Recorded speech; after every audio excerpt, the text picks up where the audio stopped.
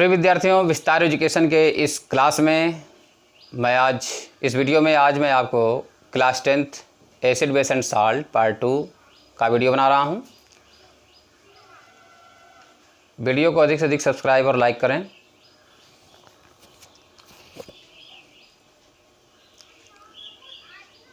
Acid base और salt में मैंने आपको इसके पहले क्षार और अम्ल के गुणधर्म बताया था। आज सूचक यानी इंडिकेटर के बारे में बताना है। सूचक क्या होते हैं? सूचक वे पदार्थ जो किसी अभिक्रिया के अनुमापन में अम्ल और क्षार न कहिए, किसी अभिक्रिया के अनुमापन में उदासीन बिंदु को प्रदर्शित करते हैं। अभिक्रिया के अनुमापन में उदासीन बिंदु को या अंतिम बिंदु को प्रदर्शित करते हैं, उसे हम सूचक कहते हैं। सूचक का प्रायः जो रंग होता है अम्ल और क्षार में अलग अलग होता है। अम्लीय विलयन में अलग रंग होगा, क्षारीय विलयन में अलग रंग होगा, इसलिए तो इन्हें हम सूचक कहते हैं। सूचक का मतलब ये जो सूचना देते हैं कि किस बर्तन में अम्ल रखा है, किस बर्तन में क्षार रखा है। जैसे लिटमस पेपर जो होता है वो एक तरह का सूचक है। तो लिटमस पेपर, यदि आप ब्लू लिटमस पेपर को यदि आप अम्ल में डालेंगे तो वो लाल हो जाएगा, और लाल लिटमस पेपर को यदि आप क्षार में डालेंगे तो वो नीला हो जाएगा। तो यानी यह एक रंग परिवर्तन करके सूचना दे रहा है कि कहाँ पर अम्ल है, कहाँ पर क्षार है। तो सूचक ऐसे पदार्थ जो अम्ल और क्षार की उपस्थिति बताते हैं अपना रंग परिवर्तन करके, उन्हें हम सूचक कहते हैं। कुछ सूचक प्राकृतिक होते हैं जो प्रकृति द्वारा प्रदत्त हैं, और कुछ मैन मेड हैं जिन्हें हम संश्लेषित सूचक कहते हैं, जिसे हम लोगों ने बनाया है। हल्दी प्राकृतिक सूचक है। हल्दी अम्लीय विलयन में पीला रंग देता है, जबकि क्षारीय विलयन में लाल भूरा हो जाता है। कभी आप देखे होंगे धोती वगैरह पर जब हल्दी लगती है और साबुन से उसे रगड़ते हैं तो वहाँ लाल भूरा रंग आ जाता है। यानी साबुन क्या है? क्षार होता है, तो क्षारीय माध्यम में ये लाल भूरा रंग हो रहा है, तो रंग अलग अलग हो रहा है। लाल पत्ता गोभी का जो रस होता है वो भी अम्लीय विलयन में लाल रंग का होता है, जबकि क्षारीय विलयन में हरा रंग ऑक्युपाई कर लेता है, ग्रहण कर लेता है। इससे प्रदर्शित होता है कि ये सूचक हैं। फिनेप्थलीन ये संश्लेषित सूचक है। फिनेप्थलीन और मेथिल ऑरेंज। फिनेप्थलीन अम्लीय विलयन में रंगहीन होता है, जबकि क्षारीय विलयन में ये गुलाबी हो जाता है। और मेथिल ऑरेंज अम्लीय विलयन में लाल और क्षारीय विलयन में पीला हो जाता है। ये आपके कुछ सूचक हैं। लिटमस मैंने पहले ही बता दिया। कुछ ऐसी भी अभिक्रियाएं होती हैं, जैसे फेरस अमोनियम सल्फेट को जब हम पोटेशियम परमैंगनेट के साथ टाइट्रेट करते हैं, अनुमापन करते हैं, तो वहाँ पोटेशियम परमैंगनेट खुद ही सूचक का काम करता है। तो कभी कभी अनुमापन में जो दो यौगिक होते हैं उनमें से एक सूचक का काम करने लगता है, तो उसे हम स्वसूचक कहते हैं। तो ये आप क्लास सेंटर में प्रैक्टिकल में पढ़ेंगे, वो अलग विषय है। अब यहाँ पे आपने सूचक पढ़ा। एक होता है गंधयुक्त सूचक। गंधयुक्त सूचक, गंधयुक्त सूचक, olfactory indicator. Olfactory indicator, olfactory indicator. कुछ सूचक ऐसे होते हैं जो अपने गंध द्वारा ही अम्ल और क्षार की सूचना देते हैं। ऐसे सूचक जिनके गंध द्वारा अम्ल और क्षार प्रदर्शित हो या अम्ल क्षार का पता चल जाए, उन्हें हम ओल्फैक्टरी इंडिकेटर कहेंगे। जैसे प्याज है, वैनिला है, लौंग है। तो प्याज को अम्ल में डालेंगे और क्षार में डालेंगे तो आप देखेंगे उसके गंध में परिवर्तन हो जाता है। इसलिए यहाँ पर जो प्याज, वैनिला या लौंग, ये सभी ओल्फैक्टरी इंडिकेटर के एग्जाम्पल हैं, गंधयुक्त सूचक के एग्जाम्पल हैं। इसके बाद का टॉपिक है सर्वव्यापी सूचक। सर्वव्यापी सूचक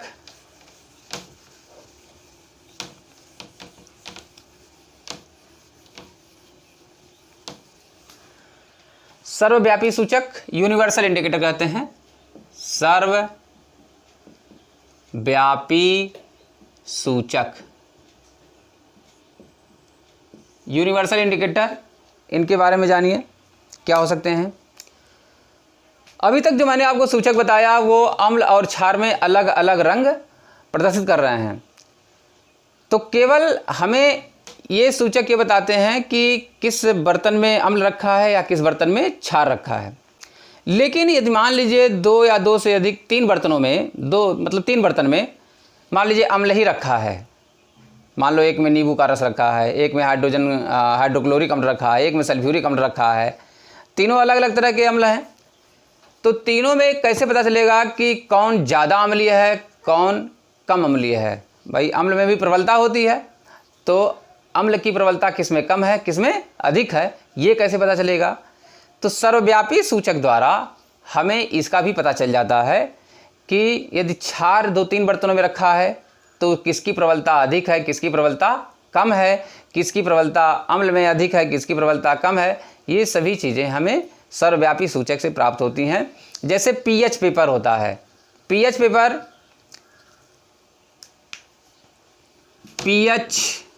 पेपर इसका पूरा नाम है पोटेंज of hydrogen, potential of hydrogen या power of hydrogen. Hydrogen ion की सांद्रता को ही हम पीएच कहते हैं। हाइड्रोजन आयन की जो सांद्रता होती है, ठीक है, उसके ऋणात्मक लघुगणक को पीएच कहते हैं। तो ये तो पूरी परिभाषा है, यहाँ पे हाइड्रोजन आयन की सांद्रता से ये लिया गया है। तो हाइड्रोजन आयन की सांद्रता प्रदर्शित करते हैं ब्रैकेट में हाइड्रोजन आयन H+। सांद्रता प्रदर्शित करने के लिए इसको हम स्क्वायर ब्रैकेट के अंदर रखते हैं और इसे माइनस लॉग अगर लिख दीजिए, minus logarithm of hydrogen ion concentration, इसी को हम पीएच का फार्मूला कहते हैं। तो pH equal to minus log H+ concentration, H+ की सांद्रता। तो पीएच पेपर एक आता है। पीएच पेपर के माध्यम से आप नींबू का रस हो, दूध हो, दही हो और आंवले का रस हो, तो 3-4 इस तरह के अम्लीय प्रकृति वाले यदि यौगिक रखे हुए हैं तो उनमें अगर पीएच पेपर को अलग अलग समय डालेंगे तो आप देखेंगे उस पीएच पेपर का रंग थोड़ा थोड़ा परिवर्तित करके आएगा। तो पीएच पेपर एक उसमें कलर बना होता है।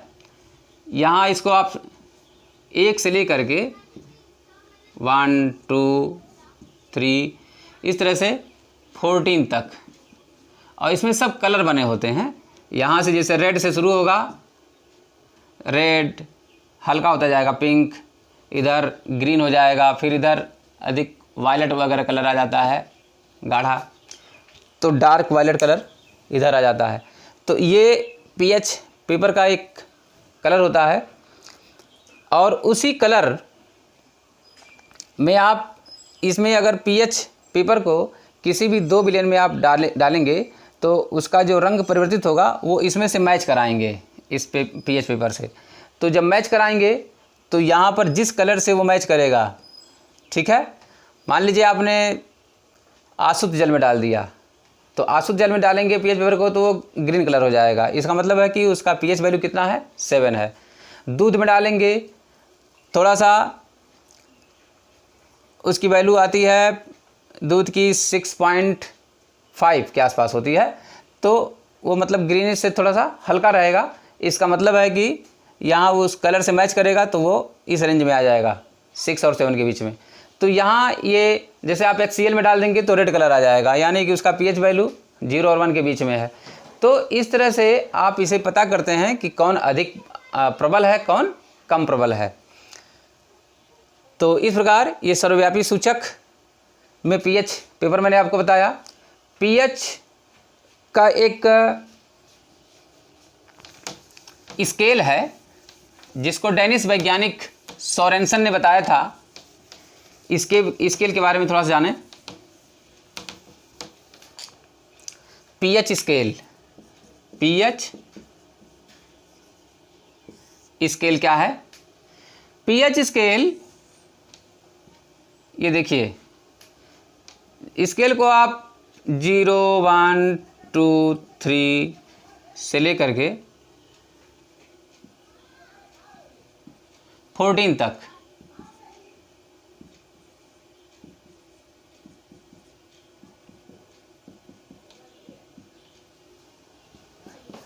और 5, 6, 7 इस तरह से आप यहाँ आप देख सकते हैं 0 से लेकर 14 तक आप एक इंडिकेशन कर देंगे लाइन पर। इसको सोरेनसन ने बनाया था, सोरेनसन के अकॉर्डिंग जब हाइड्रोजन आयन की सांद्रता बहुत कम होती जाती है, हाइड्रोजन आयन की सांद्रता कम होती जाती है तो ये स्केल प्राप्त होता है। वो लेफ्ट से राइट जाते हैं तो हाइड्रोजन आयन की जो सांद्रता है, हाइड्रोजन आयन की सांद्रता कम हो रही है, हाइड्रोजन की सांद्रता कम हो रही है, यानी कि अम्लीयता बढ़ रही है, क्षारीयता बढ़ रही है। क्या कहेंगे आप? क्षारीयता बढ़ रही है, अम्लीयता घट रही है, ये कह सकते हैं अम्लीयता घट रही है, यानी क्षारीयता बढ़ रही है, क्षारीयता बढ़ रही है।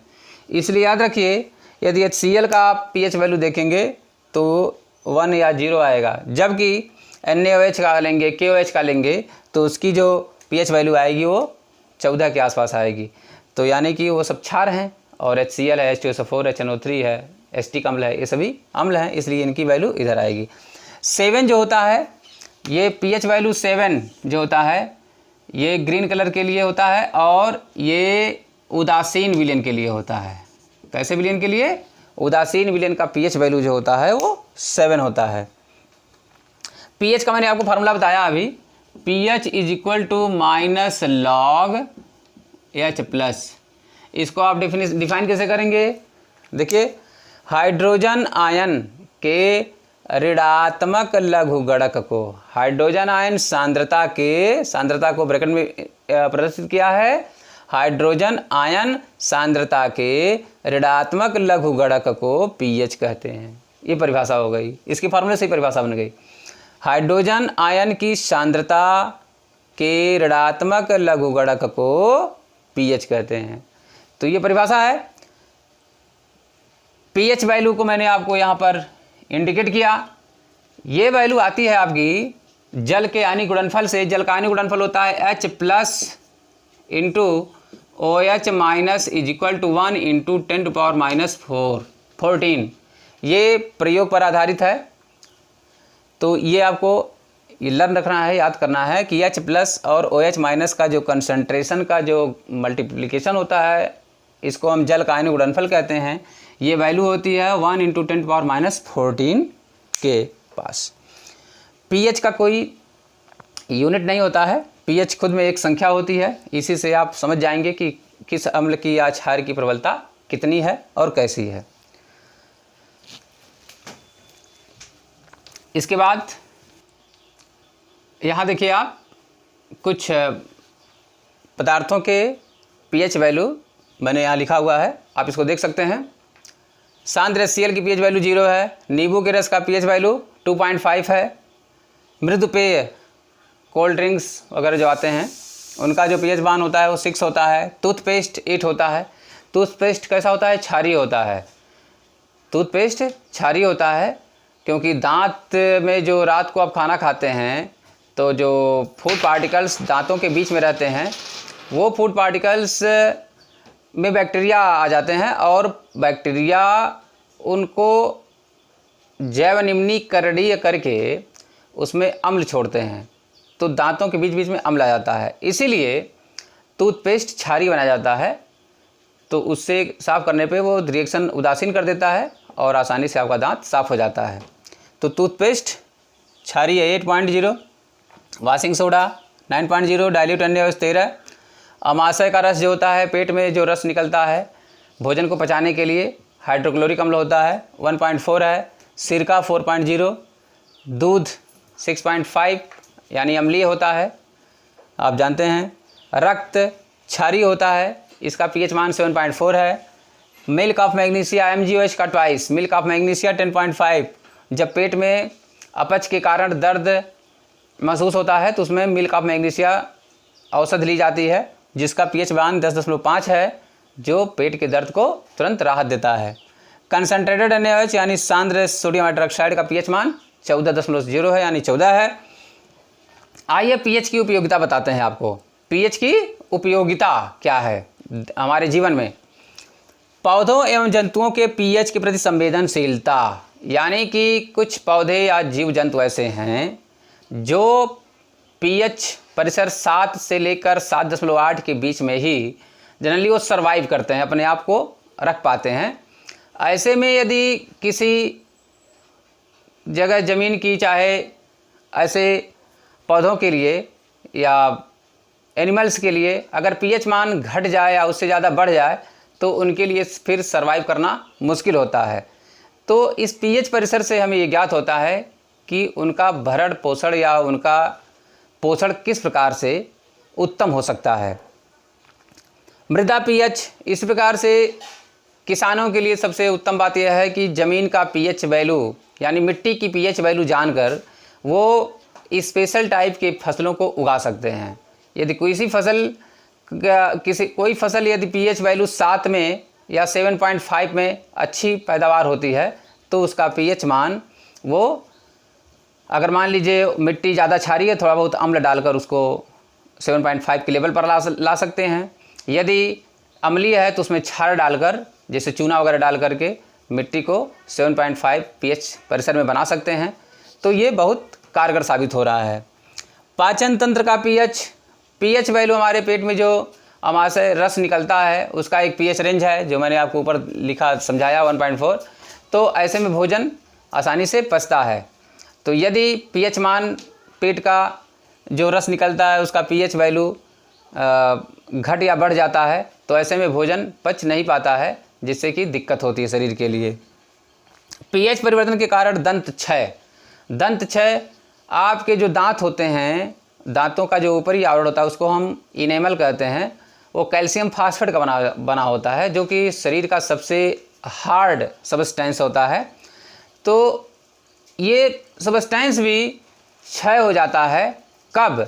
जब इसमें आप मीठा खाते हैं, जैसे रात को मीठा खा के सो जाएं, चाहे दूध पी के सो जाएं, तो ऐसे में बैक्टीरिया जो दांतों के बीच बीच में जो पार्टिकल्स फंसे रहते हैं, खाद्य पार्टिकल, वे बैक्टीरिया के पनपने से वो अम्ल प्रोड्यूस करते हैं और उन्हीं अम्ल के कारण दांतों का जो इनेमल होता है वो क्षय होता है। ऐसे में सुबह टूथपेस्ट क्या आता है। प्रकृति ने देखिए कितना बढ़िया संजोग बनाया है कि जो 5 साल से कम के बच्चे होते हैं वो दूध पीते हैं और दूध पीकर सो जाते हैं। तो ऐसे में उनका दांत टूट जाता है, इसलिए उसको हम कहते हैं कि ये दूध वाला दांत है।